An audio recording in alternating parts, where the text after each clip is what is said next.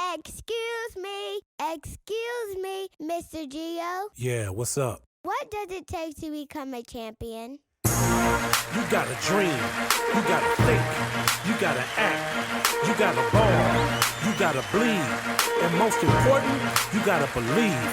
You gotta dream like a champion, think like a champion, act like a champion, say I'm a champion. soar Like a champion, bleed. like a champion, Look in the mirror and believe. you're a champion. You gotta dream Like a champion, think like a champion.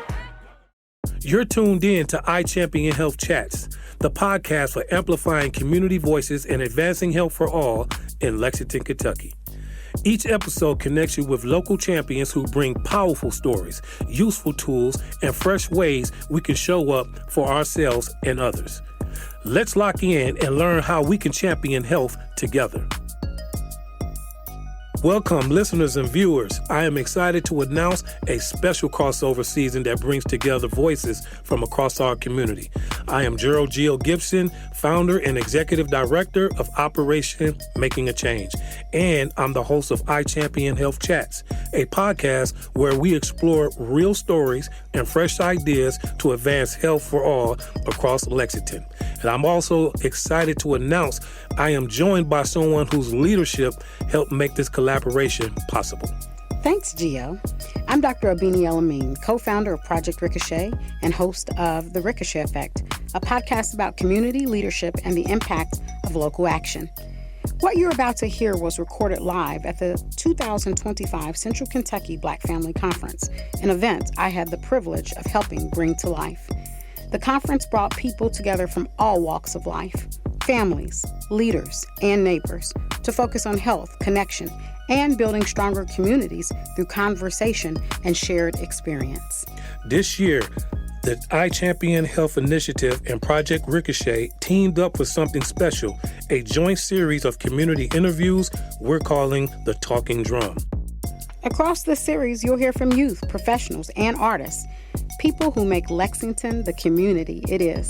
These conversations were led by Mr. Gio and Terry Dunford from the Voyage Movement and also the Ricochet Effect podcast as a co-host.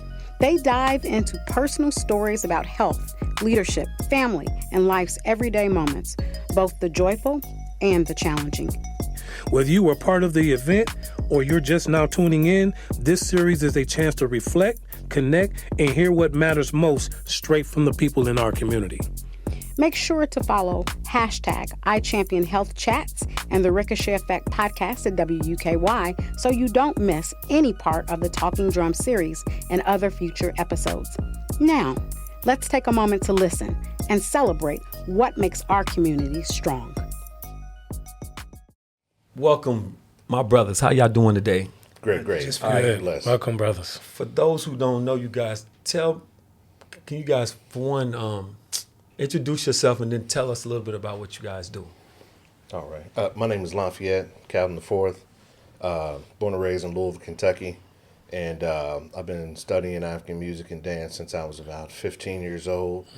And so since then, I've been perpetuating the culture, because if we don't do it, who's going to do it? Yes, sir. Right. Especially in these days and times when they're trying to take a culture away from us.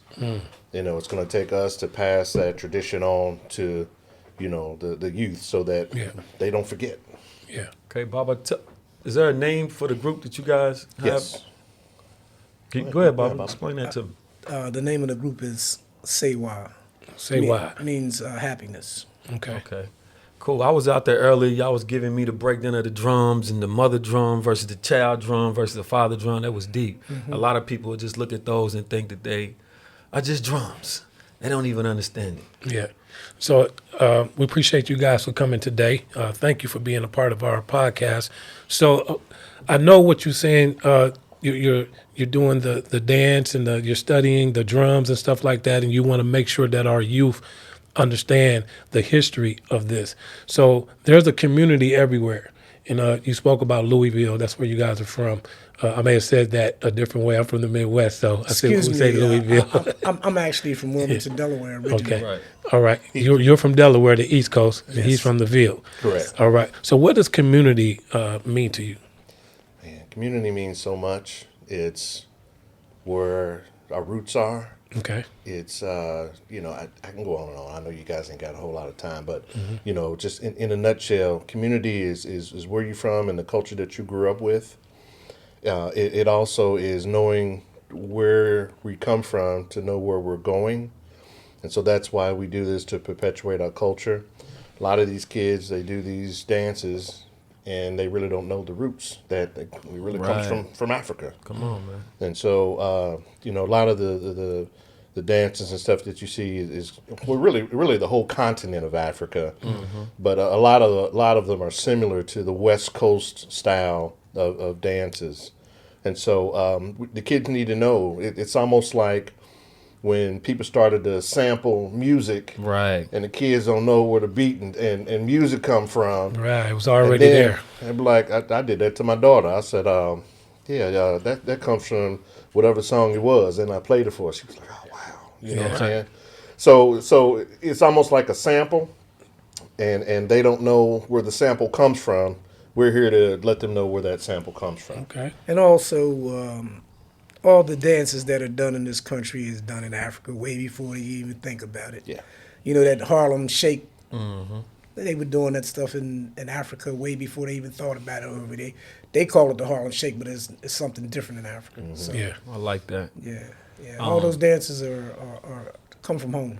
You know? So do you think that's like genetically just passed down, where we doing stuff and it's just passed down from the ancestors, where you don't even know why you doing this, but it comes centuries from in your past? Most definitely. How can I say this? I've gone. Well, I go to Africa a lot, but I've gone and I noticed that, and everybody should know this, that we were dropped off, in different parts of the world. So there's Africans everywhere. Africans were here before anybody else. Everybody keeps saying the Native Americans, and but we were here on the planet everywhere. If you remember one thing, the whole world was one piece at one time, and then it got separated. And then some people came in and separated the people. So community's okay, but I'd rather have unity. Come on. Because without unity, you don't really have anything, and that's our issue now. We have children fighting each other over turf that don't belong to them. The turf don't belong to nobody but the Creator. That's right. Nobody on this planet owns anything. My partner says, you just borrowing this while you're here. You don't own nothing. Don't get hung up on all this material stuff. It don't mean nothing. Right. It's nice to have nice things. It's nice to have money if you're getting it the correct way. But it really doesn't mean anything. It's all about your spirit that travels after you leave here. That's right. Jeez. So that leads me to a question. Excuse me, fellas. So what does healing look like for our people? And you can tie it into the drums. Like, how does that drum heal the people? Or you can just answer it on its face value. You're already on the right path. With you not even, I guess, knowing as much as you may not know about the drums. The drums are called the healing drums.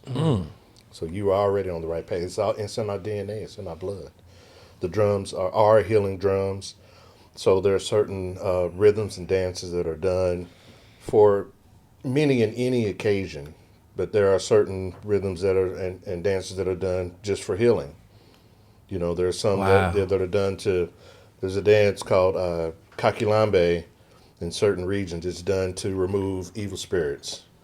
You know what I'm saying? And so I don't know if we're on camera, but one of the moves is kind of like taking flight. And so it's like removing that spirit the evil spirit from you. So it definitely is called the healing drum. Bob, you can speak more on that if you'd like. Actually, the two rhythms that we played started out are welcoming rhythms that we played earlier. Yeah. Lamban is done for, this is a French word called griot. That's a French word. But they're actually storytellers. Jelly is the name for the keepers of the culture. You don't go to no library, you go to an elder that has all the history. And so that's passed down. The elders pass it down and then it just keeps moving. We don't have a library for that. Sunu was a welcoming rhythm, so we play two welcoming rhythms, but Lamban is also used for healing. Some people call it Lamba, some people call it Lamban. There's a Guinea lambon, and then there's a Mali, lambon. So it depends on what area you're in. I want to say this real quick. There's a rhythm called More Bayasa. In one region of Guinea, it's played a certain way, and then another region, like in the Warsalong region, that's Mama Decatur. Anybody that's familiar with this drummer know Mama Decatur.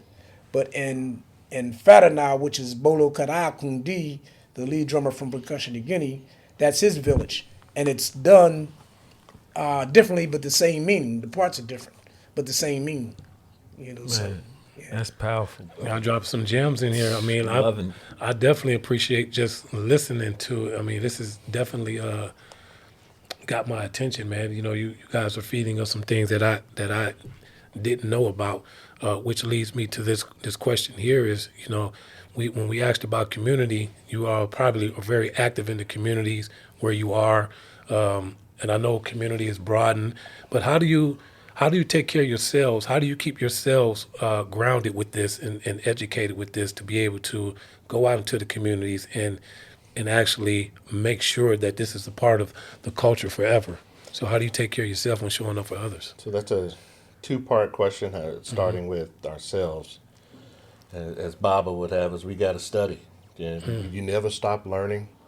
So Baba's the elder in our community now. Yeah. So he's got a wealth of knowledge. He's been all over the world. He's been traveled with different groups and played with different groups. And so he's our griot. Gotcha. Okay. And so he spoke about the griot. And so there's not many griots, not many storytellers left.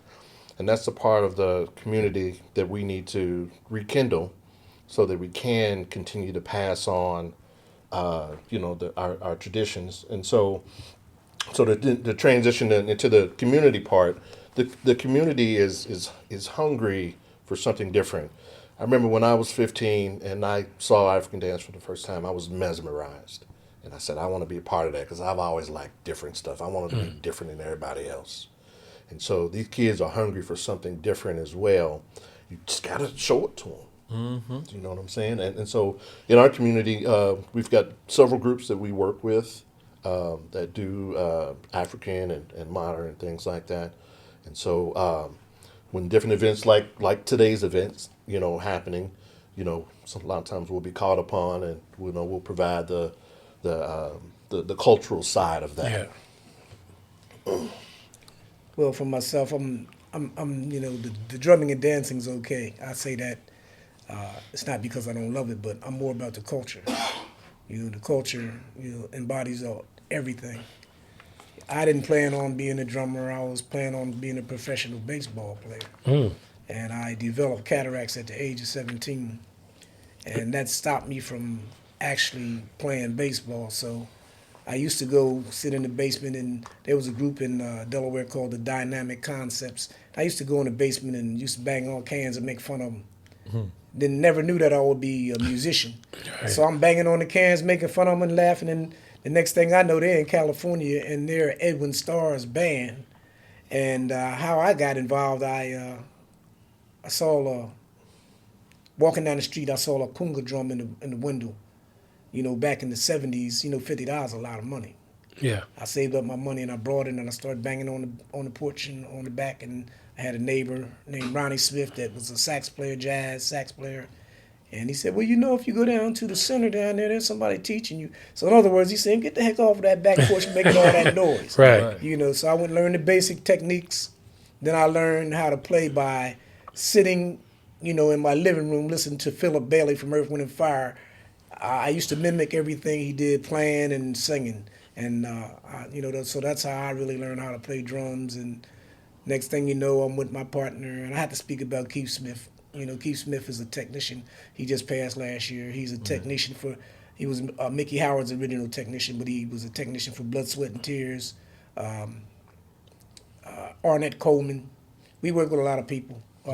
Whispers, OJ's, Temptations. Some heavy hitters. Najee, Dizzy Gillespie, B.B. King. We work with all those people. Wow. So that's some of the stuff that I did as a sound technician. But in terms of me playing with people, I played with people like Gerald Albright and Dr. Donald Byrd, so as a percussionist. So To our listeners and viewers, he just dropped some gems. If you don't know them names, those are iconic names in our culture. Google.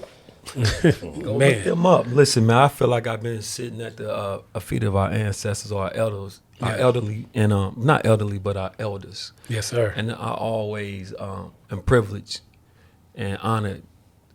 Like he said, y'all been dropping gems. I've been sitting here taking notes and thinking about the research that I need to do. This is the last question, man. We appreciate y'all's time.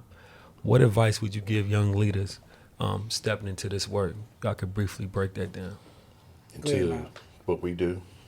Yeah.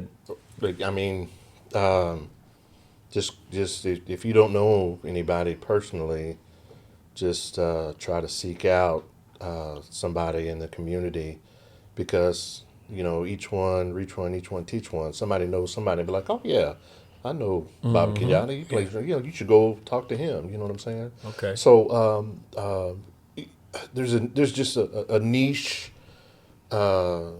factor when it comes to the culture, because not everybody's doing it, which is fine, and you'll see a lot of other people doing it as well. Absolutely. I was told that the drum belongs to the world, and it does, but it started with us. The first instrument was the voice. So Wow. We have to use our voices. Like I said, I was 15 when I first started under the tutelage of Baba Shahid Abdullah Shabazz. He's passed on now. Talking about the drum, you don't beat the drum, you play it, as in there's a technique to it. Right. Absolutely. Okay. On the other hand of it, it was a lesson of how to treat our women. Gotcha. Do you know what I'm saying? Yes, sir. So it was a twofold lesson there.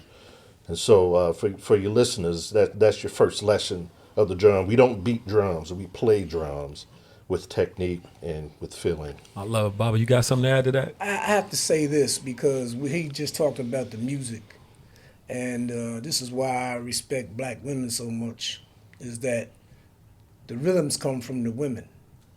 They don't come from the men. It starts with their mouth, it goes to their hands, it goes to their feet, and then the women tell the men to play the drum. So the blacksmith was the first person that played that drum, that djembe drum. He was the only person designated to play it. And the women designated us to play that drum. We didn't just get up and start playing the drum. So that's where it comes from. So when you see or hear rhythms and dances, that comes from the women. Okay. Every dance and drum tells a story, has a meaning. So we're Yes. not just Right, dancing, bro. just be doing No, it. y'all got an engagement. Y'all got 2 minutes to be on the drums right now. Thank you, we brothers. appreciate We y'all, man. appreciate Thank it. It was you, an sir. honor, man. Thank you All for right, having thank us. you Thank very you. much. All right. Thanks for tuning in to IChampionHealth Chats.